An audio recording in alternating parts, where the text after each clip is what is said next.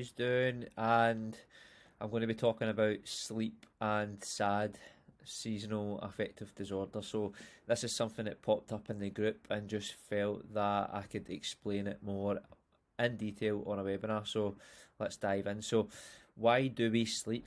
Now, sleep's important. It is essential for functions for the body to allow your mind to recharge, and it will allow you to recover. It'll allow your body to strive and fight off disease. And we all know what it feels like when we get a poor night's sleep. You're and it's something I've talked about, but your mood will change. You feel like you've got a hangover. You're more likely for cravings. Um, so your body doesn't actually function correctly when you've had a poor night's sleep. So it's something that we need to focus on, and I'm going to explain to you how we are going to help you to improve your sleep. So sleep, let me just double check there. Sleep.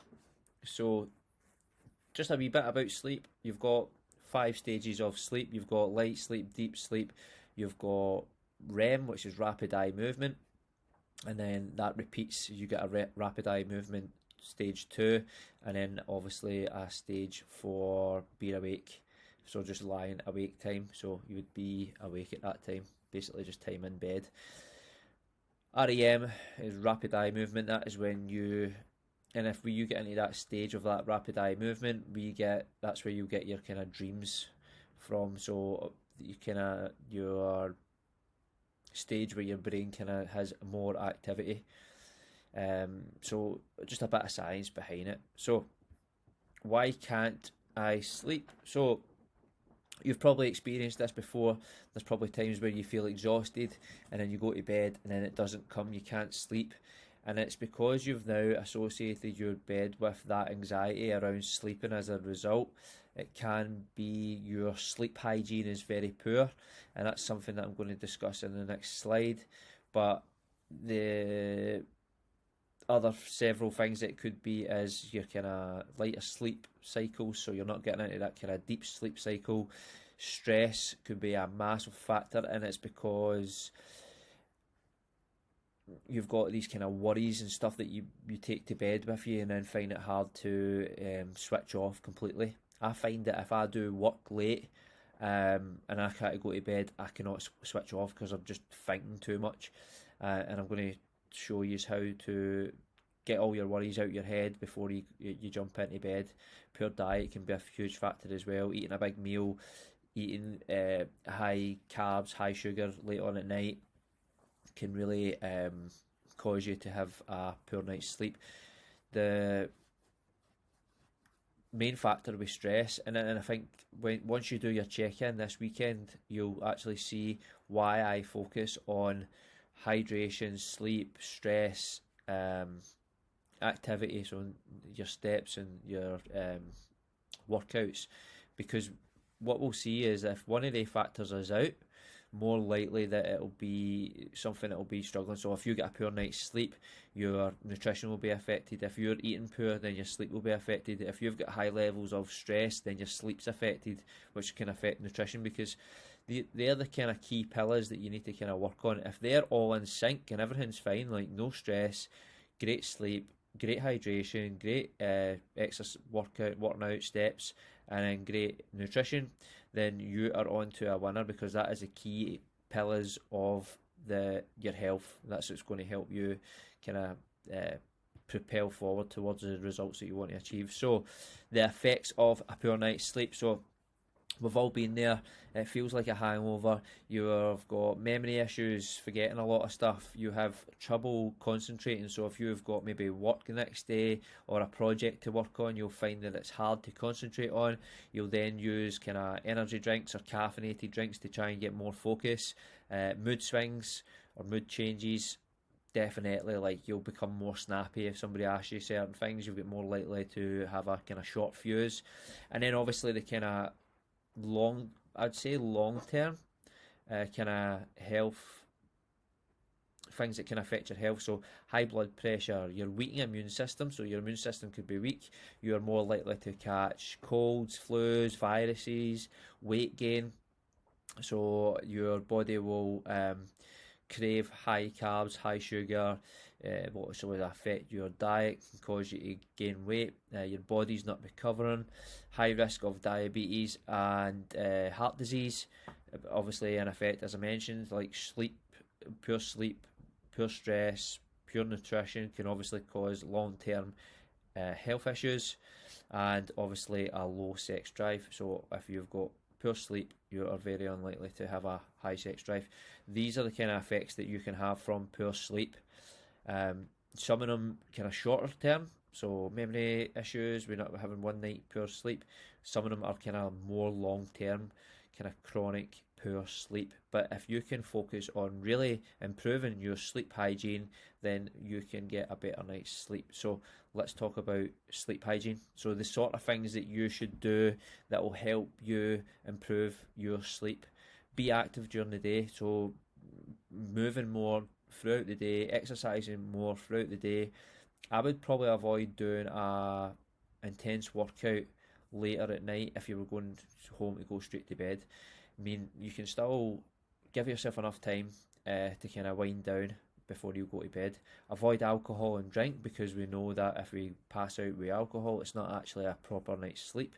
And try and not use kind of sleeping aid drugs to help your sleep, because again, you're just putting yourself into more like knocking yourself out rather than actually improving your sleep.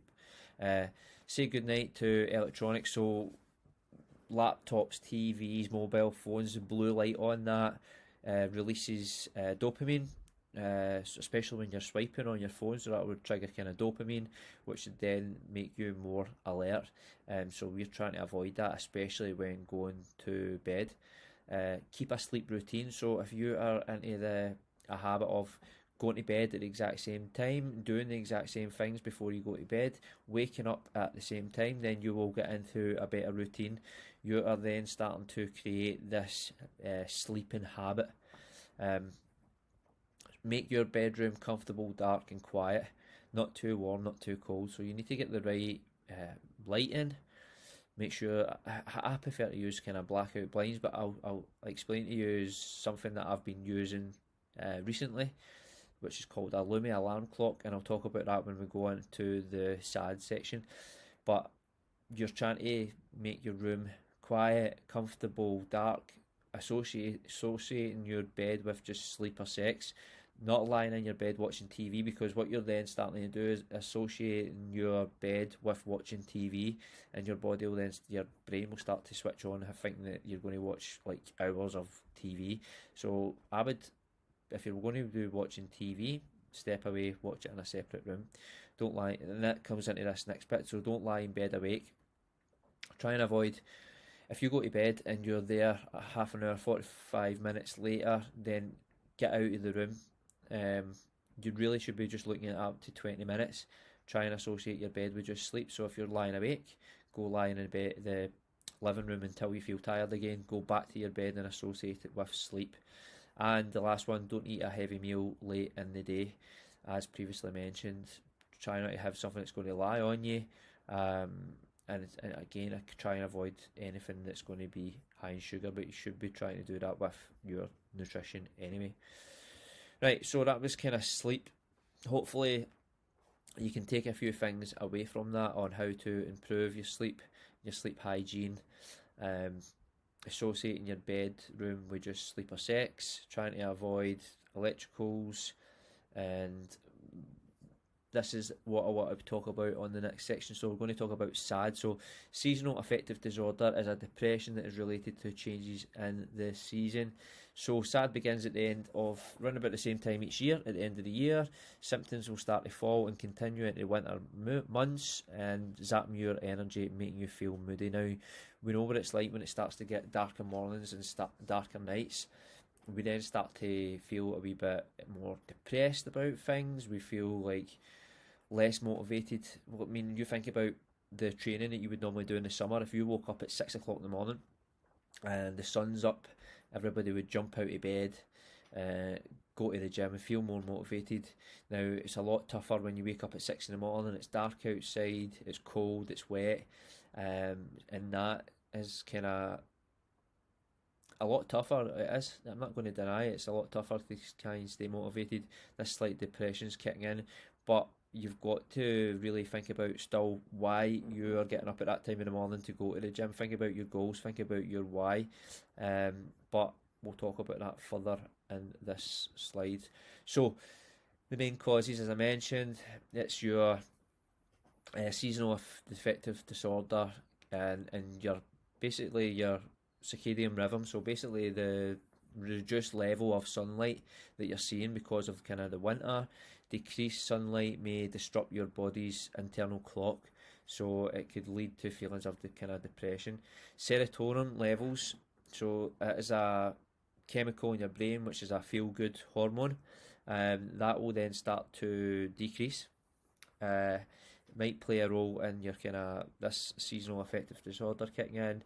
Reduced sunlight, as mentioned previously, because obviously that triggers kind of serotonin and serotonin release with the kind of sunlight, and basically your body's melatonin levels can be affected, which plays a role in your kind of sleep patterns, as mentioned previously.